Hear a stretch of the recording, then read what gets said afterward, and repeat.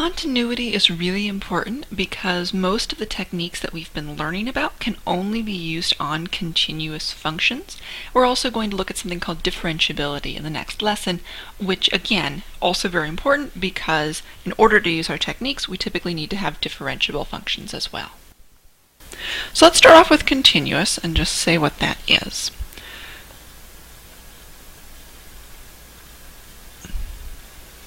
So continuity is the concept. We would say a function is continuous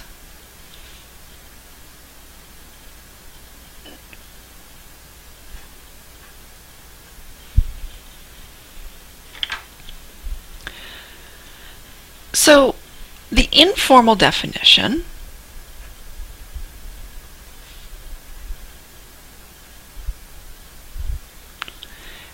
is that a continuous function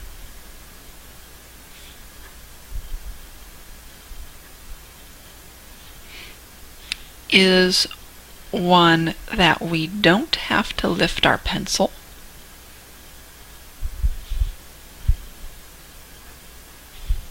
or pen to draw. So for example, if I have my little axes here, if I'm going to draw a continuous function, I can just start here, I can squiggle around wherever I want, but I never have to lift my pen until I go off the edge of the graph. In contrast, a discontinuous function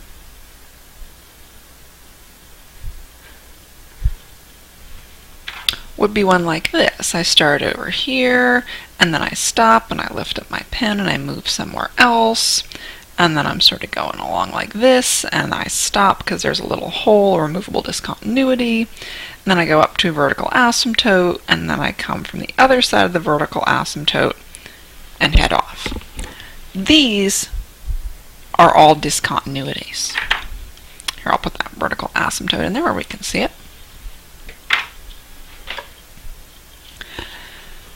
A function, please. A function doesn't have to be continuous or discontinuous overall for us to talk about it. We can also just say that a function is continuous on an interval. So a function is continuous on an interval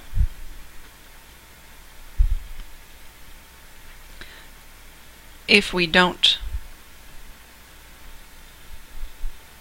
have to lift our pen to draw it for that interval.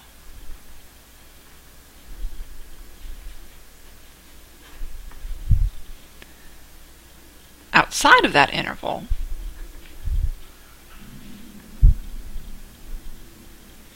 anything goes.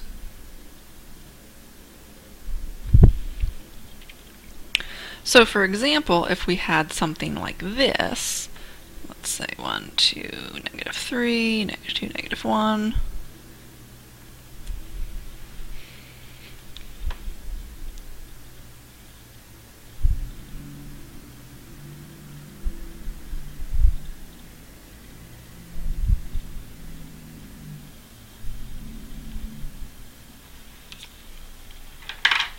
we could say that this function is continuous on the interval from -3 to 3 because I didn't have to lift my pen there. To go from -3 over here, I did have to lift my pen. At 2, I had to lift my pen, but from -3 to 2, I didn't have to.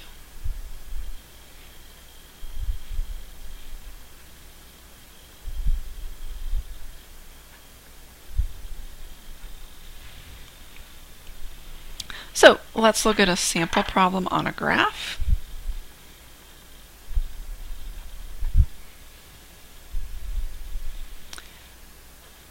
At what values of x is f of x not continuous? And let's call this f of x.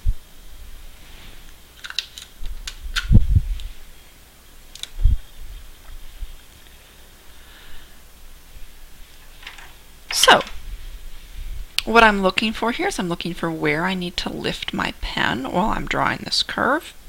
I have to lift it at x equals -3.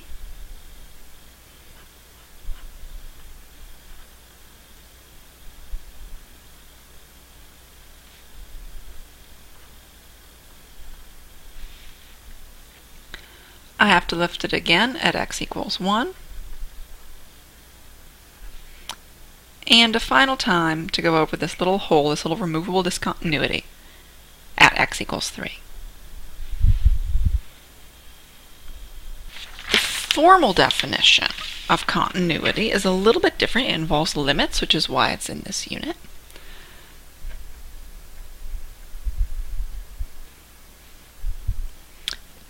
A function f of x is continuous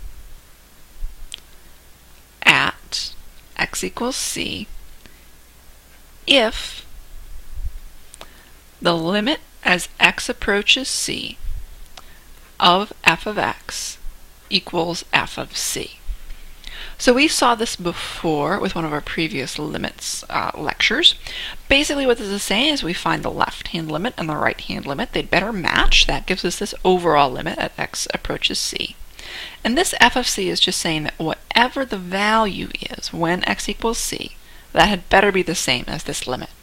And what that just means is it just means that we have, as we come at it from the left and we come at it from the right, we're approaching the same number. And that point, instead of being an open circle, that point is filled in. That's all that it means. That way we can move nice and smoothly across. So let's write down a procedure for finding this. First thing we're going to do is find the left and right hand limits.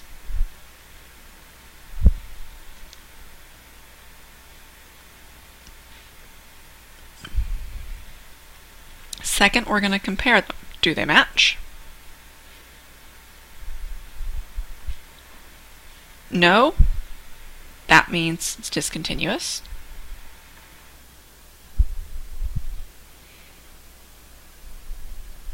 Yes. Go to part 3. Is the limit the same as the value of f of x at x equals c? If so, it's continuous. No, it's discontinuous. So let's look at some examples of that.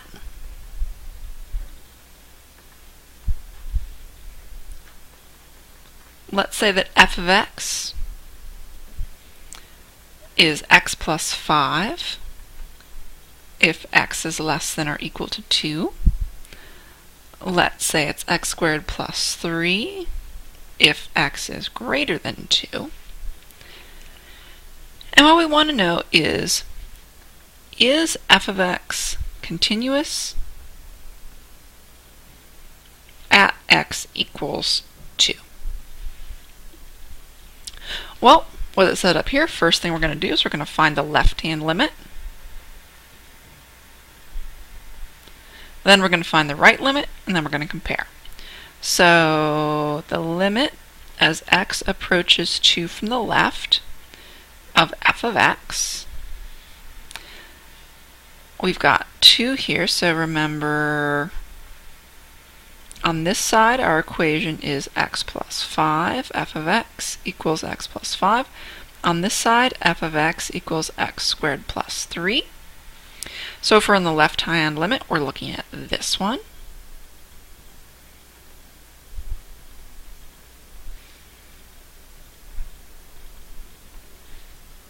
Substitute 2 in for x. And there we have, the left-hand limit is 7.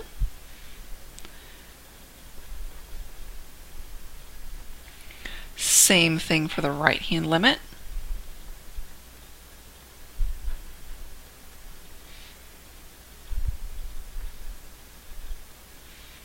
but we're going to use the equation on the right. That's x squared plus 3. So 2 squared plus 3, that's 4, plus 3 is 7. So in this case, this one and this one match. So far so good, they match. Is the limit the same as the value?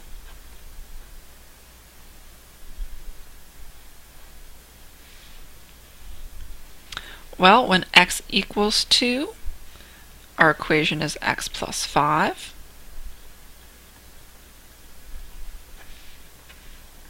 They all match. So that means that the limit as x approaches 2 from the left equals the limit as x approaches 2 from the right. And that equals f of 2. So f of x is continuous at x equals 2. Okay, let's do a couple other practice problems with continuity.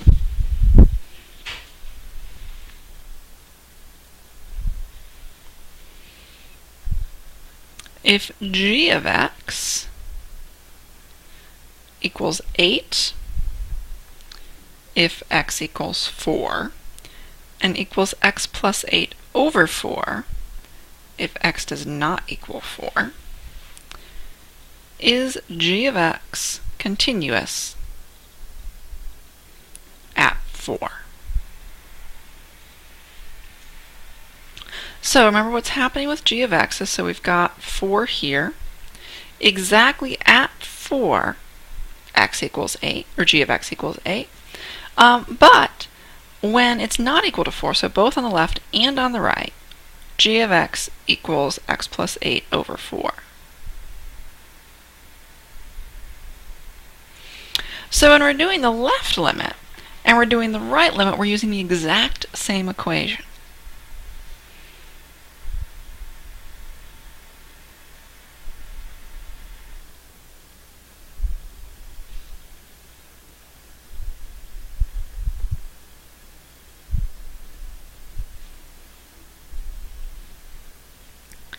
So what we're finding is we're finding the limit as x approaches 4 of x plus 8 over 4. 4 plus 8 over 4, 12 over 4, or 3. So we've done that first piece. We found the overall limit.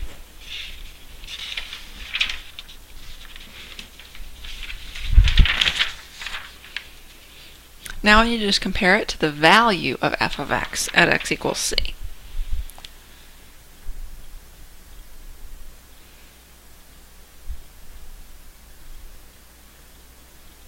Well, we're told that when x equals 4, g of x equals 8. Notice 8 and 3 do not match. So that means the limit as x approaches 4 of g of x does not equal g of 4. That means the function is not continuous at x equals 4.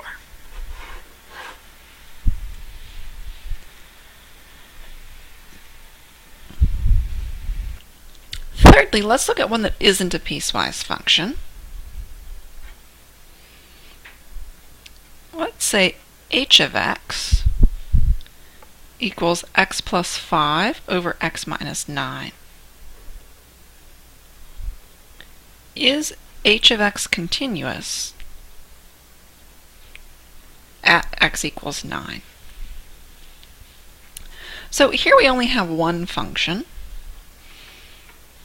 Let's get the limit as x approaches 9 from the left. Now notice that if we try to plug 9 in right here, we get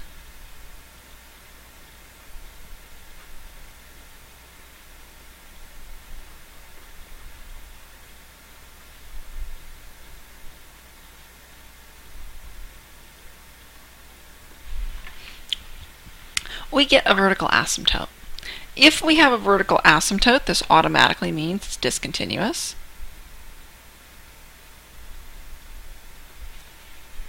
Just because there's a value for x that has no y, it's right at that x equals 9, going to be discontinuous. Basically what's going on is it looks something like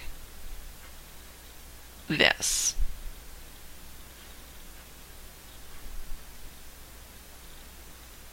There's a discontinuity right here.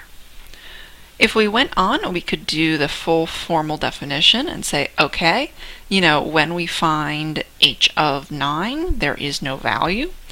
If we do the limit coming from the left, then we might very well get, we're going to get positive or negative infinity. We can do coming from the right, it's going to be the other one. But if we ever have this situation where we try to plug it in, we have division by 0, vertical asymptote, discontinuous. Notice that if we plugged in another value, like x approaches 8 or something like that, if that was the problem, that's not taking place where we're not looking right where this vertical asymptote is. So it might very well be continuous. You have to walk through the whole thing. Similar to this, though, if we have a removable discontinuity, it's still continuous.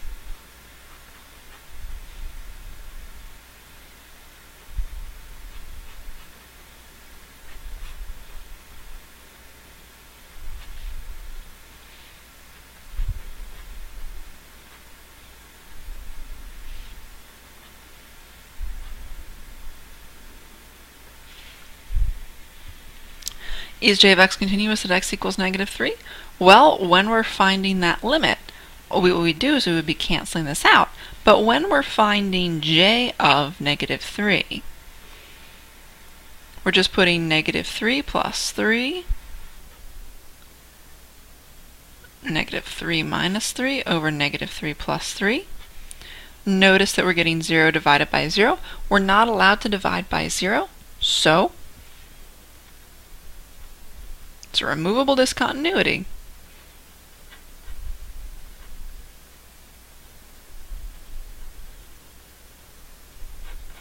But it's still discontinuous.